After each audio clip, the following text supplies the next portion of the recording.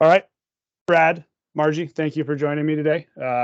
Hopefully, for those that we're going to send this out to on our social media channels, this will get a good reach with your race directors and our event community that we have through our OnePlan network and everything like that. But over the last year, OnePlan and USA Triathlon have been partners together. We've helped you guys plan a lot of your championships as well as your network of race directors. So hopefully this is the first of many webinars that we are able to host together.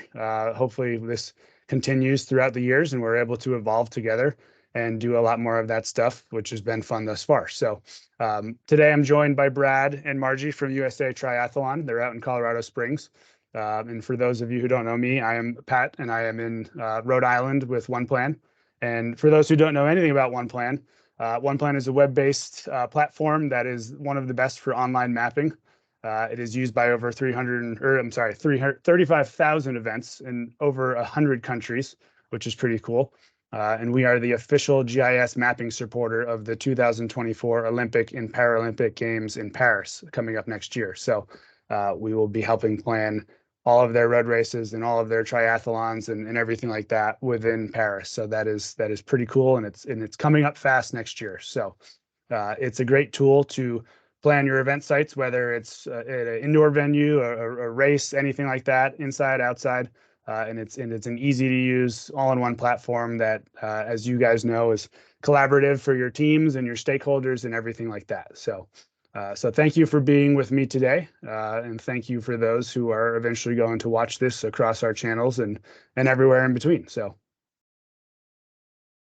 here's a bit of what we're going to talk about today, and I'll let you guys kick off with introductions, but just going to talk about your general planning process and how you kind of manage your events from A to Z and start to finish, how you select where you're going and what characteristics are important. What goes into the planning and the challenges that you might have, integrating this software into your existing processes, into your existing plans. Obviously, you've not been using this forever, so it's good to know. And I'd like to hear kind of how you started using this and what the learning curves were. And planning is a small part of this. Executing is another big part of it. So how OnePlan can be used in executing your events, not only just planning them. So we're obviously a great planning tool, but it's good to know how you take that information and share it with the people that need to be given the information to. And then obviously one of the most important parts of this is the return on your investment and kind of how this has been helpful and what cool things you've been able to do that you weren't able to do before, and how much time and money you've saved and trips to different sites and all that sort of stuff. And then the last part is what influence you might have for others to start using OnePlan. And obviously people do things a lot of different ways. So what suggestions might you have for somebody who might be out there looking to make a change, or is shopping for a new product, or is looking to do something more effectively and more efficiently? So a bit of what we're going to talk about in the next hour or so. So I'll let you guys take over for a few minutes, if you don't mind. Introduce yourselves, your backgrounds, what you do for USA Triathlon, and kind of what your day-to-day responsibilities are, as well as kind of what you're using the platform for, and then what your responsibilities might be when you're on site at the venue, kind of working on the event itself. So Margie, please. Hey, yes, I'm Margie. I am the events coordinator. So I actually use OnePlan a lot with what I do. I procure a lot of our rentals. So that's porta potties, that's barricade, that's high fence, everything including tents. So I use OnePlan a lot to decide which tents go where and putting labels on everything. I also, whenever we are on site, I'm kind of the go-to for venue operations, venue needs. I also help with hotels, but that's outside of OnePlan. So.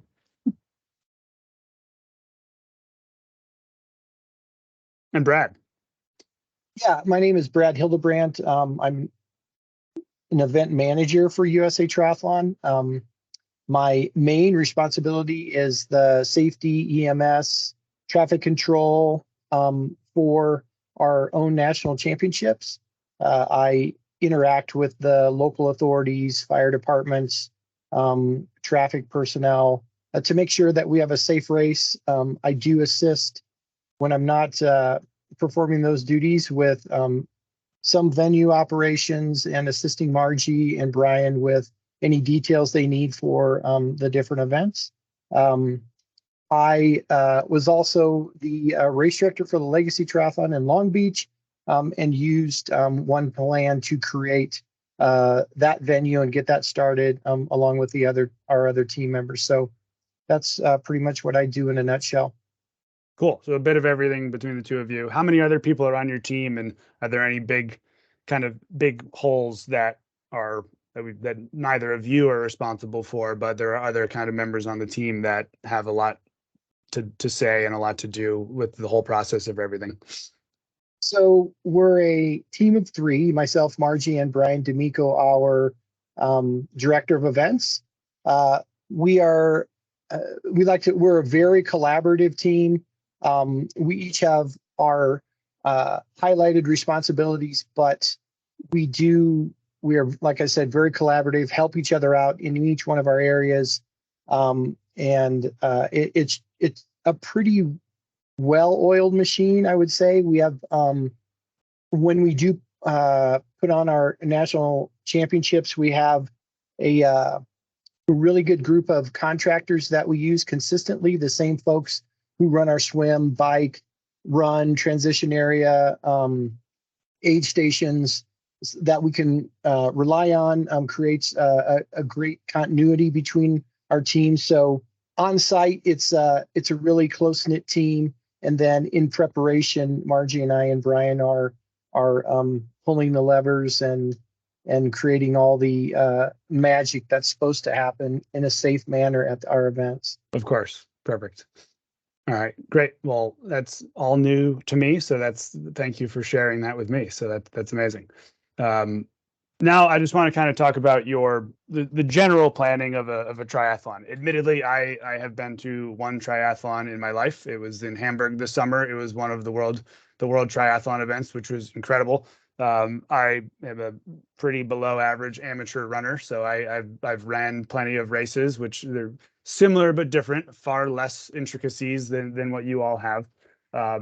Talk me through the process from A to Z of how you select the location, how often things change. Are you going to a different location every year?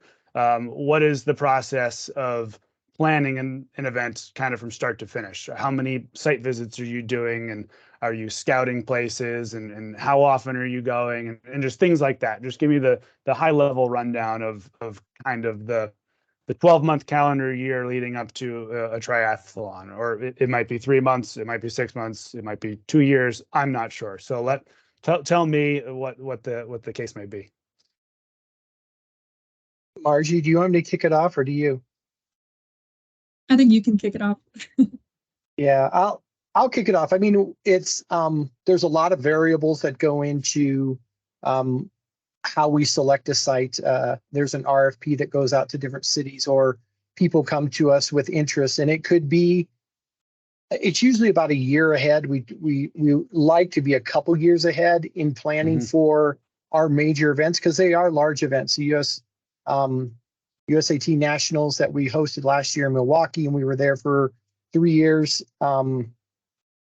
It's a massive event. I mean, registered participants run upwards close to 7,000 athletes. And, Okay. We incorporated the Professional Triathlon Organization elite race during that weekend, and also our youth and junior national championships at the same time. So that was quite a production that took us about a year to plan.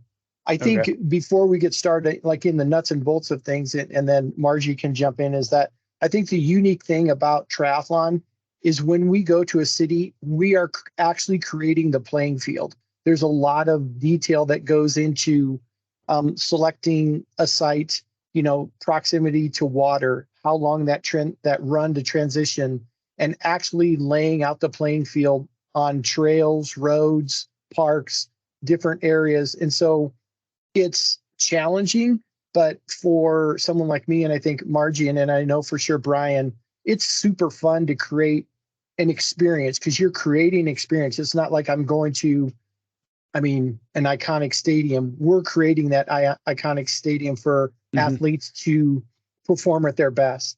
And so that gets really fun, and creating different challenges, hillier course, flat course, fast courses. So we take all that into play. And then of course, the safety aspect. Are the roads good in the area? Is the trail surface available to handle, if we do have 7,000 athletes repetitively running on a trail or an area, and how is us placing a potential footprint of, a 25-mile bike course going to impact the community and the everyday lives of people? So we take that into play when we're creating a course. So as I'll let Margie talk about the nuts and bolts of getting the venue laid out, because she's really good at it, and using the OnePlan product that we've been able to use over the last year. But those are some of the things that we really take in play on how we impact the city, the challenges and the experience we can create, and how it can all be wrapped together. So there's not a ton of impact on the city, but it also brings people to the race course to have a great experience and hopefully come back year after year for our own national championships. You said you were there for 3 years. Was the event there for 3 years, or was the planning taking place for 3 years?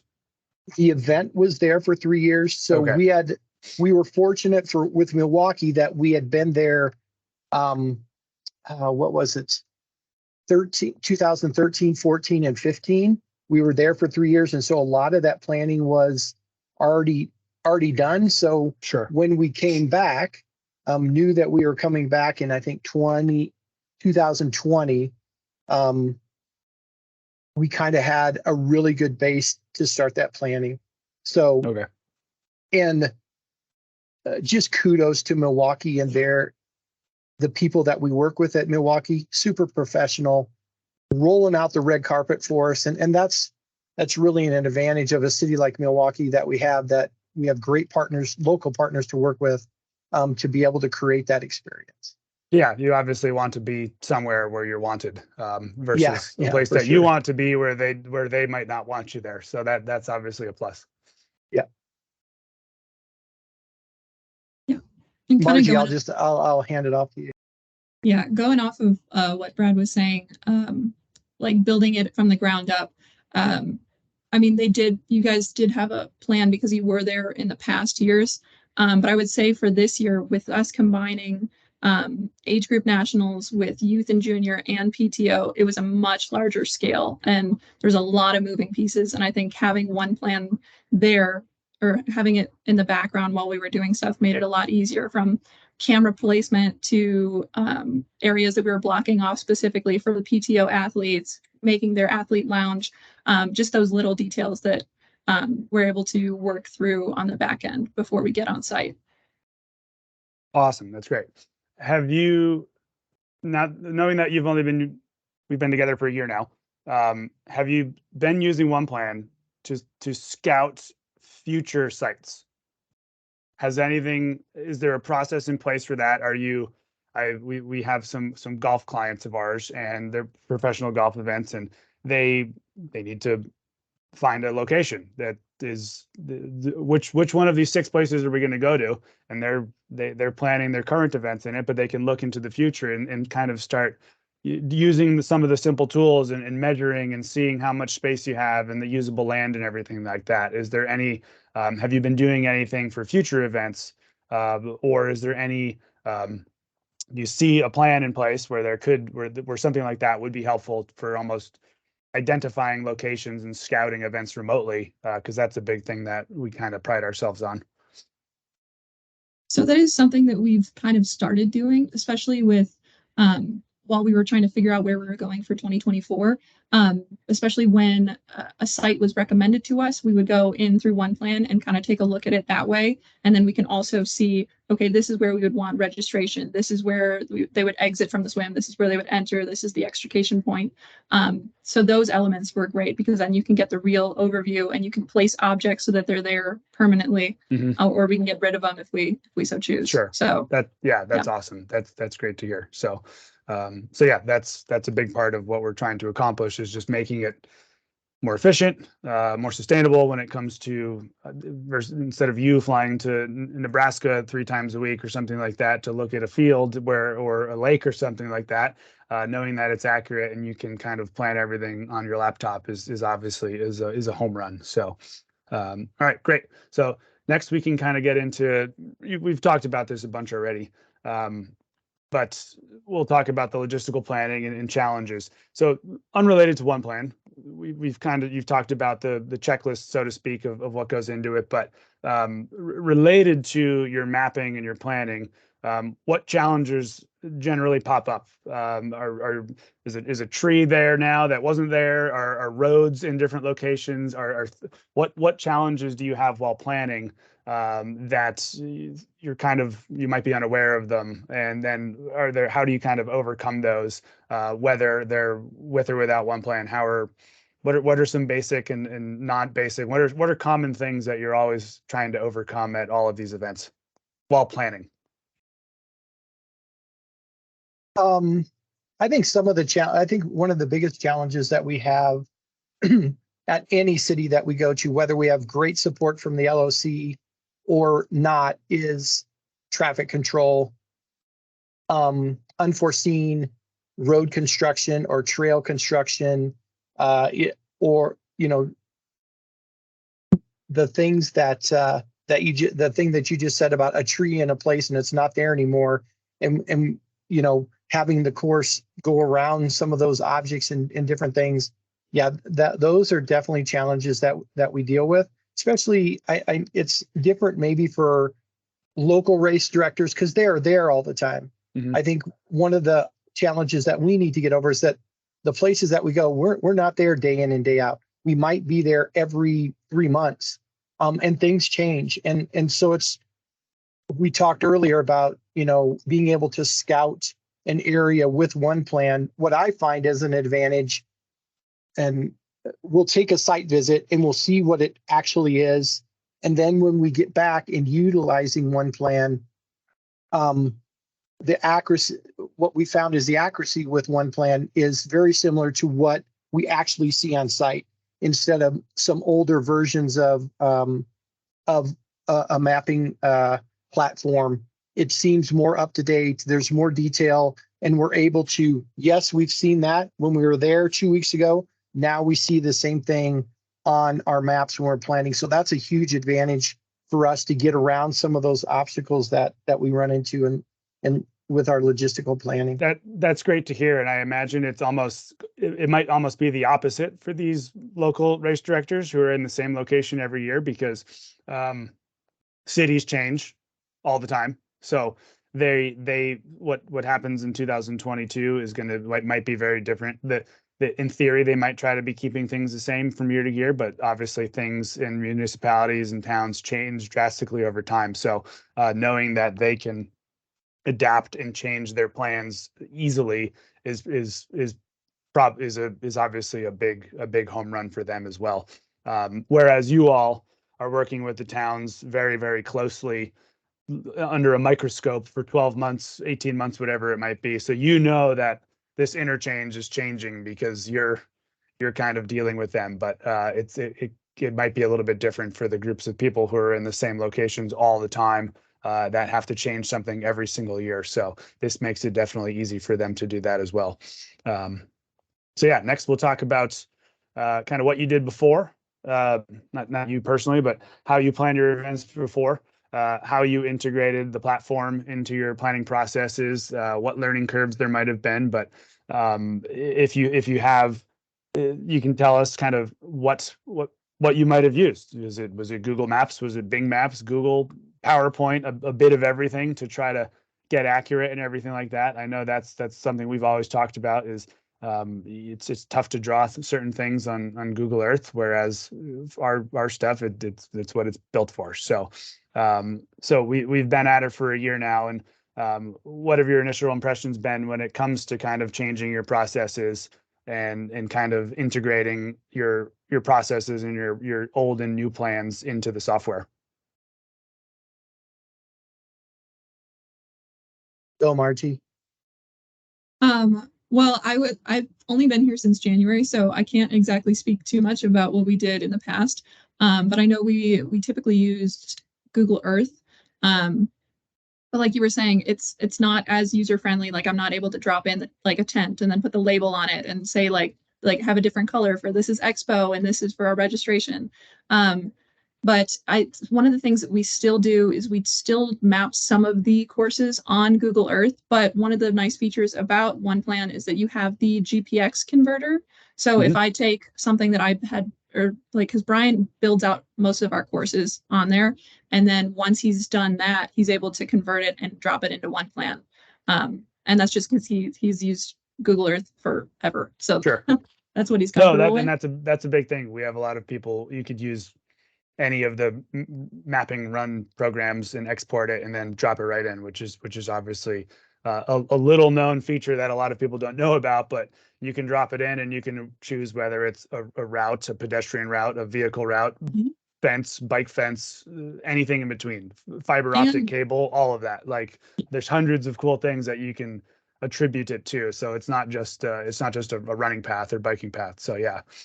Yeah. Also, you're able to change the colors, which is really nice because then you can see like, okay, so the 10K run is the blue line versus the 5K run is the red line, and they're right next to each other, but but we're able to select which one we want for that.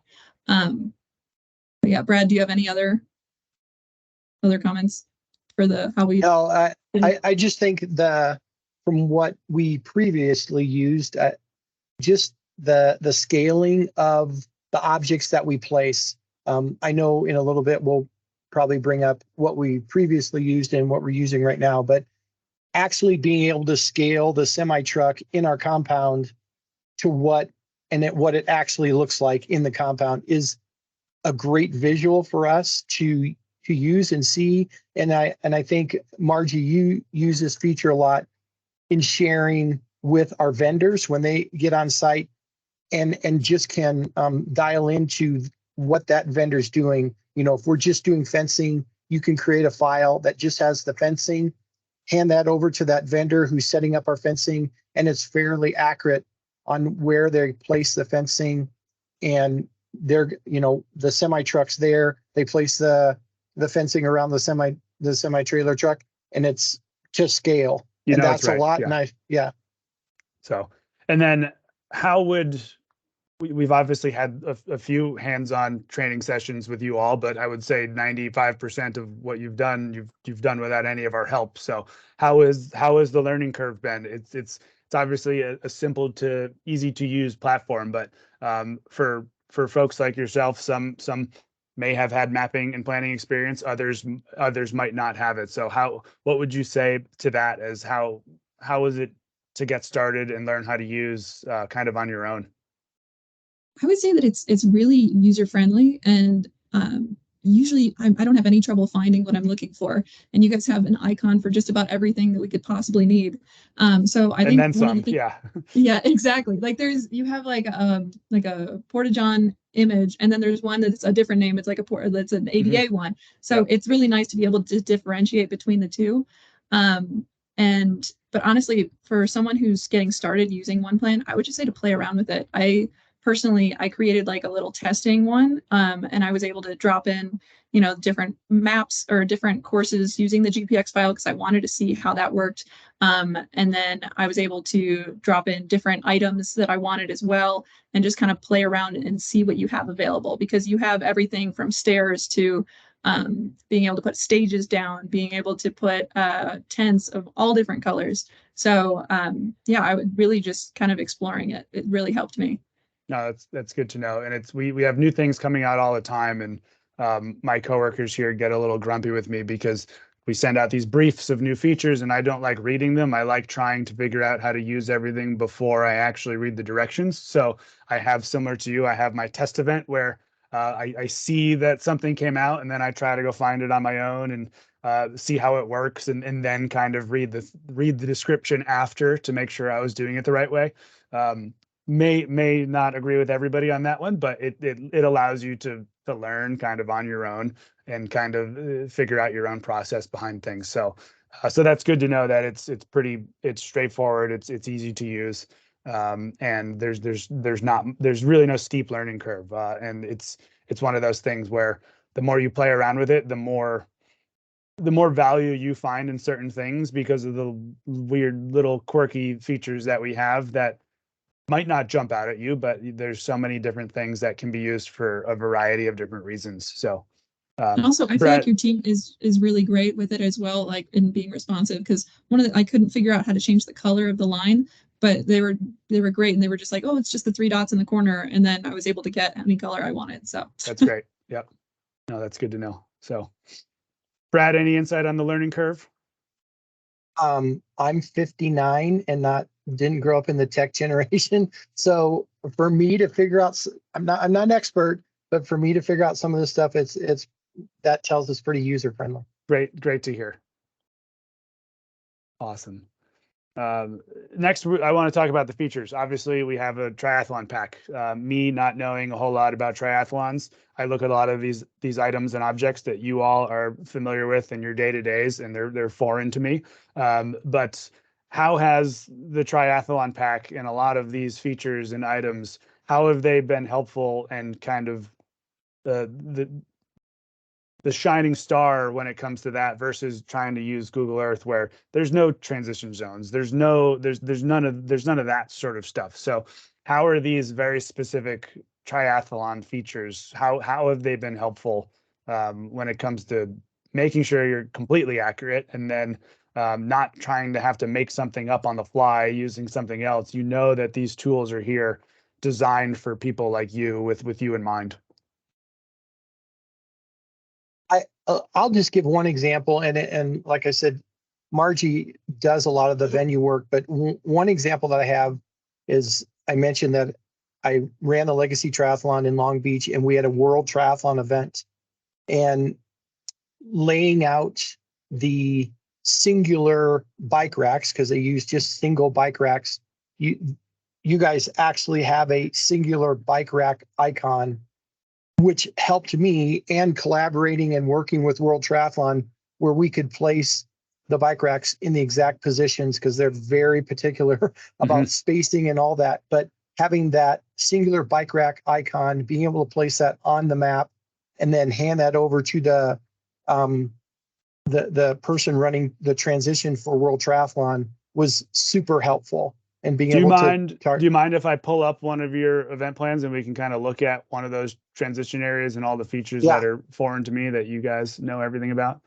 Want me to do this year's or last year's? You can do this year's. Great. So this is in Nebraska, if I'm correct.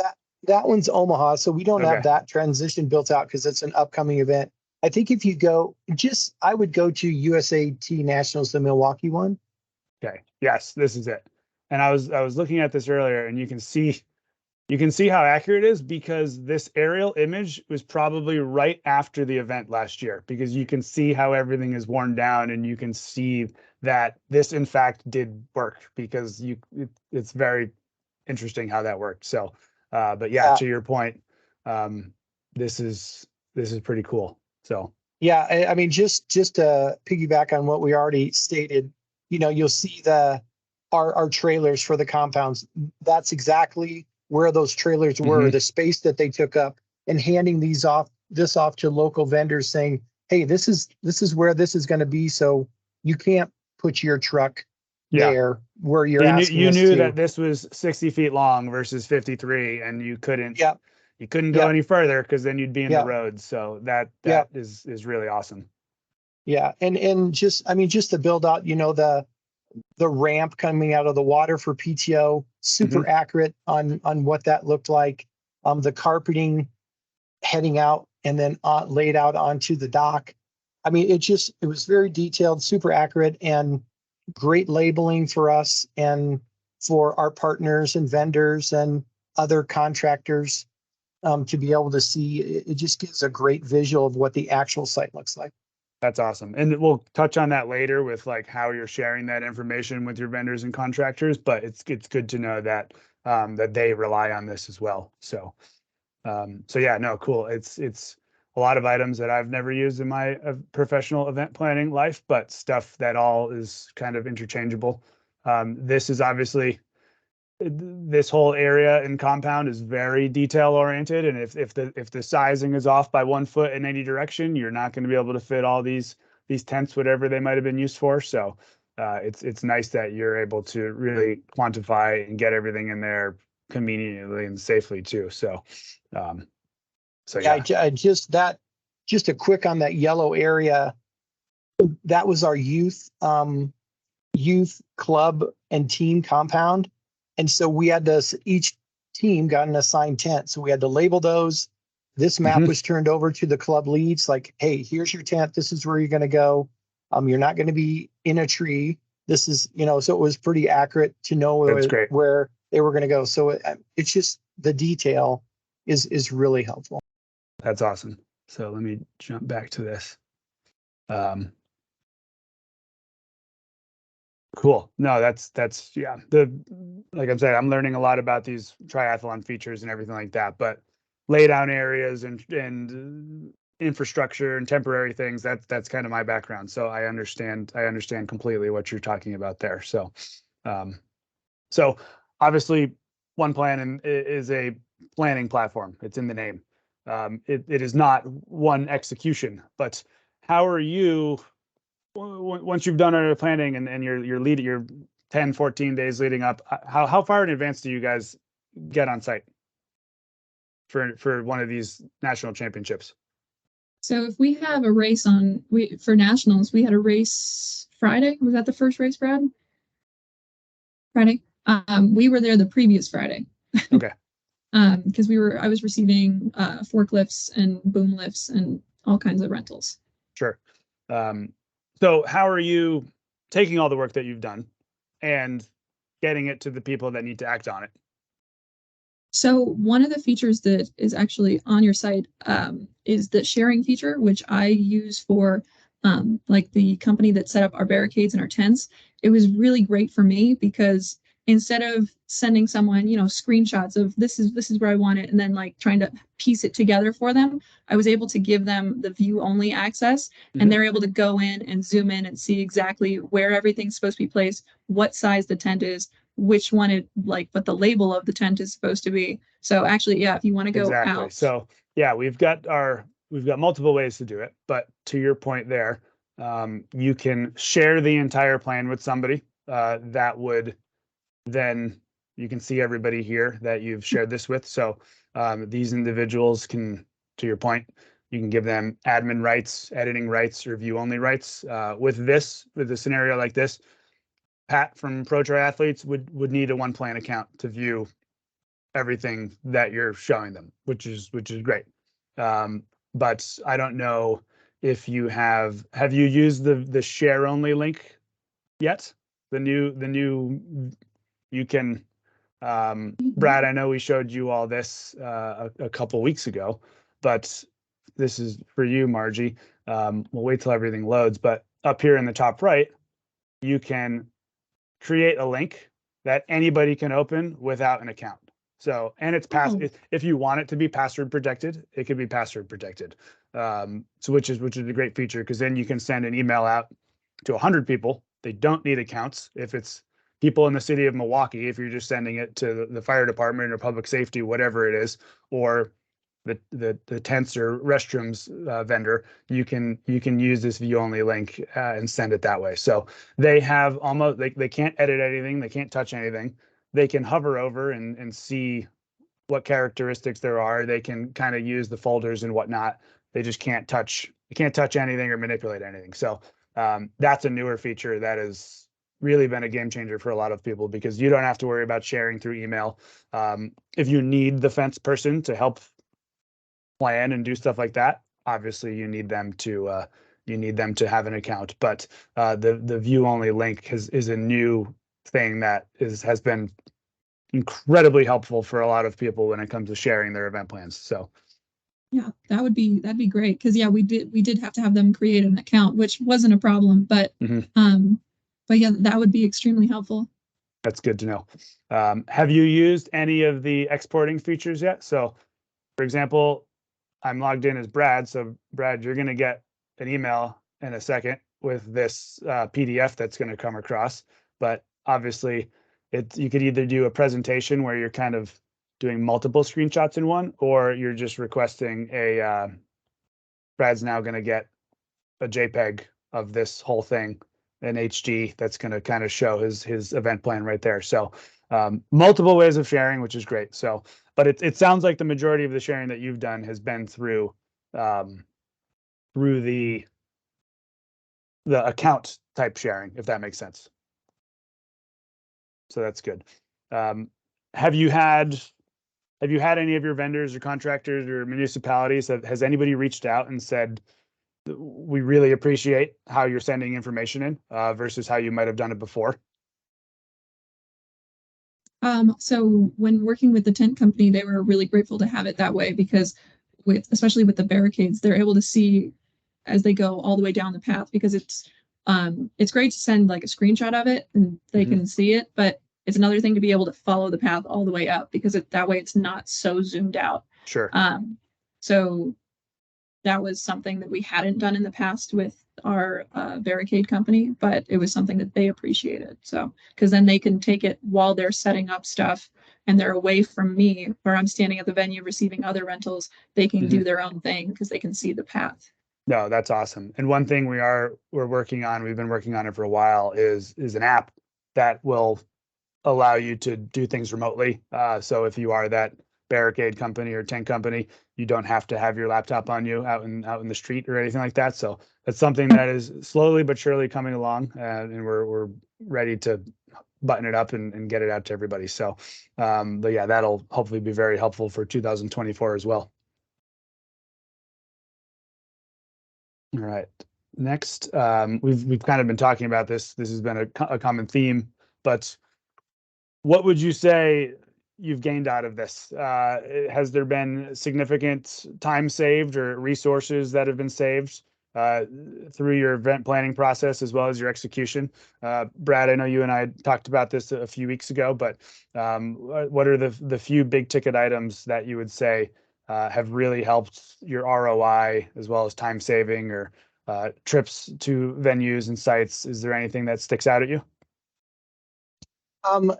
Just like we've mentioned before, just the accuracy of the mapping, and we've really been aware of the touch points that we have on the different things that we operate, whether moving objects or tents or structures around. In the past, it's we've had to move things here and there because it wasn't accurate on the map or on Google Earth, and eliminating some of those touch points on site because of the accurate mapping and placement and scaling saves us time at the event, saves us wear and tear on our bodies, because we're there for a week to 10 days producing. So the limited times that we have to touch things, move things, adjust things, helps us produce a better event. Do it once. Yeah. So yeah, no, that's good to know. Margie, do you have something in mind for when it comes to that as well? So one of the things that's helped me is, especially when ordering items, it's great that I have a full list of everything and where I want it and the quantities needed. So like barricades, I'm not going to go through previously and kind of try to figure out how many barricades I need versus this one. It'll tell me how many feet I need, how many meters I need. And I can so I don't have to give a ballpark number. I have an actual number of what I'm anticipating. So that saved me time and it saved us money. So that's awesome. How do you see your use of the platform kind of evolving into the future? Obviously, We've been at it for a year. There's probably been a dozen events planned thus far in it. How do you see? Do you see it growing and becoming more than just an internal planning platform for you all? I know we've talked about certain things when it comes to expos and whatnot, but like, how do you see your use of the platform snowballing into the future? I would say so. One of the things was the partnership team has started kind of using it as well, and being able to go into the expo and lay out which tents are supposed to go where and who's supposed to be in this area. And then they were also working on putting up, we have mesh signage that goes around all of our barricades in there. Mhm. And so being able to say, like, from this point to this point is going to be Compeed. From this point to this point is going to be Kate and Tape. So that is something that has started to grow, and other people within our organization have started to see how great OnePlan is and have kind of wanted to use it as well. So yeah, and that's something we've talked with Madison about, is if you're the convention center in Milwaukee or wherever you're in Omaha, whatever it might be, or even the last year we were in Austin. Like, if you had the Austin Convention Center floor plan, we can put that right in, and you can begin to plan indoor spaces and indoor facets of your event, which is a different team that might be doing that, but still using the same accurate planning tool. And that's a big part of our business too, is the indoor CAD file type drawings that you can use the same tools, and it's just as easy to do. We are just able to take this black and white CAD file and drop it on at scale, and you're off and running. So yeah, it's good to hear that, because that's a direction we're trying to go in a little bit more with the endurance events and things like that, knowing that that's a big piece of it that your collective group of people is also in charge of. So good to know that that's something that you're thinking of as well. All right, my last slide. Obviously, you guys have been using this for a year. It's more, not to say it's more or less helpful, but you're going to different locations frequently. You have many events all over the place, so it helps stay organized and everything like that. So you obviously have the benefits because you're going to new locations that you might not have been to in the past, or you're going to old locations that have changed from 2013 to 2023. We talked about this a few minutes ago, but how could one of your affiliated race directors who's been managing the same event for 20 years in the same location, how could they find value out of this? What would you suggest to them, and how can they kind of take their existing planning processes and make them a little bit better by using OnePlan? I think a couple things. I just, again, and I keep reiterating this, going back to the accuracy of being able to plan, being able to kind of dial in their resources and using resources by using OnePlan, just to make it more accurate and for their use, and handing out to their different constituents and entities that they work with. And the other thing is, there's a big trend in triathlon and for race directors in triathlon to add different events each year, multiple events. So instead of just, there's a triathlon on Saturday, they'll do a triathlon, they'll do a 5K run, they'll do an aqua bike, a quathlon, adding those revenue streams, and just being able to, you have your base plan, you've created your base plan, your triathlon with OnePlan, but being able to add those different things onto the venue, the different ins and outs within the transition, different courses. It's just simpler, more accurate, and they'll be able to maybe create maps and distribute to the different entities that they work with as they change and add different events. Gotcha. That makes sense. Margie, do you have any other ideas on that? No, Brad kind of summed it up on that one, but yeah, like, even we use OnePlan, we share it with our graphic designer, so they're able to create graphic maps based off of what we have, and it's even details small as a pedestrian crossing and then that area. And so I think if race directors have this, it's something that they can kind of keep in their pocket for however long they plan on having the race. And if they want to change it, they can easily move objects and adjust courses. It's just very user friendly. And I'm glad you mentioned the public facing maps too, because we have a team of people who, if somebody plans their event in studio and they want to turn it into the cartoonish looking public facing map that isn't the operational map, not that it is cartoonish, but you know what I mean, the digitally remastered touch up version, that's another thing we can do too. And I know there's huge value in that, because you put up your big post and panel boards that this is you are here type of thing, where you need all the fan facing stuff. So that's a big part of what we do as well. And it's accurate because they're drawing it off of your accurate plan. So it's to scale, it's to size, the directions are all proper and everything like that. So yeah, I'm glad of both of what you said. I appreciate hearing both of that. So it's good that there's so many other race directors out there, and you guys are kind of the gold standard. So hopefully everybody will want to be like you a little bit more, and kind of jump on board with us. So do you have any questions for me? Do you have any initial quick little feedbacks? I know we've had some chats with the team at length, but good to have more chats going into the future with more updates and learnings and feedback. Similar to, we tell this to everybody, but about 90%, 95%, it seems, of what exists in OnePlan is from folks like yourself. So somebody will say, this makes sense, we need this. Okay, we're gonna go make it. So and then it generally, if you say it, it's generally going to help a lot of other people. So the feedback in the conversation is always helpful and requested at any time. So into the future, I hope we can continue that dialogue with your team and learn from you, so we can help everybody else. Yeah, that's great. We like working with you. That's amazing. Yeah, we do. So, It's been a great partnership. well, we're 1 year down, hopefully many more to come. So this, I don't have any other questions for the team right now, but I think this was a good productive session. Good to learn how you guys manage everything and plan and execute. And it's great to know that what we've put together this far has been really helpful for the whole team for 2023 and going into 2024. So thank you both for your time. I appreciate it both. I appreciate you both, and this was fun, and hopefully we can do this again.